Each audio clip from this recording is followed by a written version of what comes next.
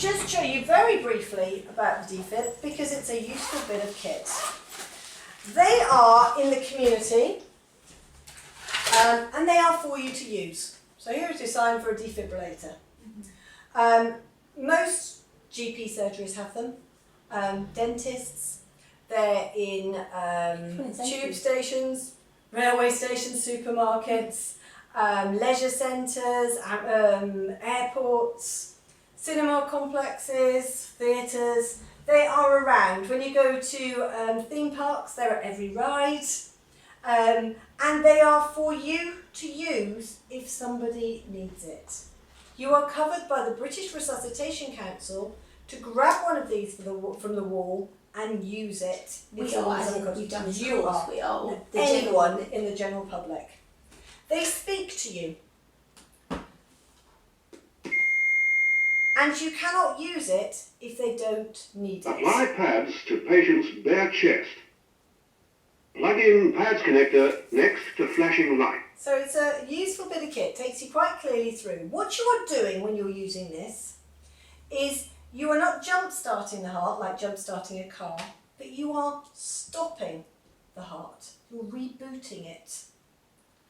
Because what has happened is that the heart has started fibrillating or quivering, or it's gone tachycardic when it's going just so fast that it's not pumping the blood effectively. So something has happened which has ruined the control mechanism.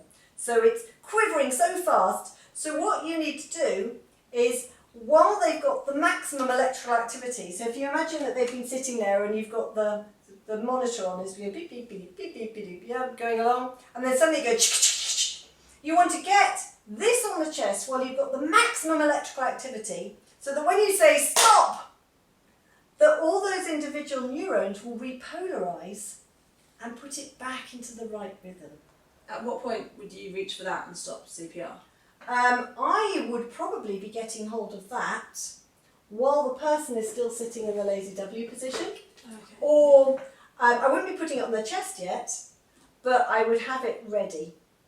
Okay. Or when they are lying there unconscious but breathing, or if they're bleeding all over the floor, as soon as I can get hold of it, I would have it ready. Because if you can get this on the chest within 3 minutes of that person being unconscious and not breathing, the odds jump from 6%, which is your general chance in the community without one of these, to 74%.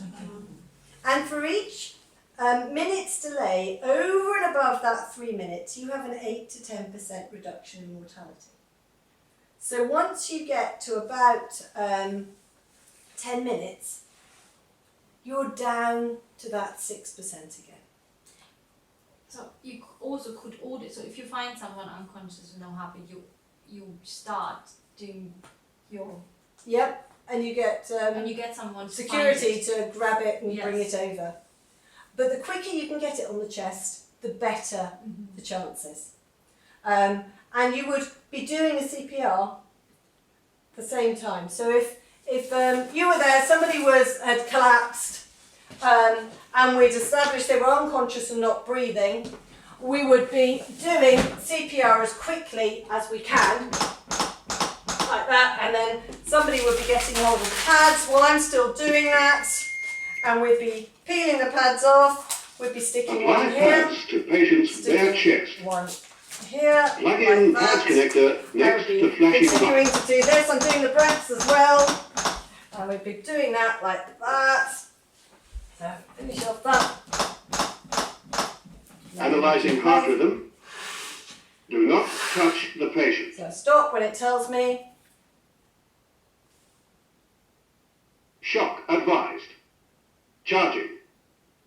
Stay clear of patient. Deliver shock now. Press the orange button now. Okay, stand clear. Shock delivered. They jump Paused. Start CPR. and straight on the chest again. So it talks you through it. Every 2 minutes, it will reanalyse the heart rhythm again, gosh. and tell you whether there's a shock advised or a no shock advised. You cannot use it if someone doesn't need it. So if I was to put it on your chest now, it will say analysing heart rhythm, no shock advised, because you're not in ventricular fibrillation or ventricular tachycardia, you're in normal sinus rhythm. So it won't let you. So you cannot use it if someone doesn't need it. And it will redo it, so in 2 minutes' time it will kind of start talking again, so Yeah, analysing heart 2 minutes rhythm. time, you can see that it's flashing, in 2 minutes time it will start going again.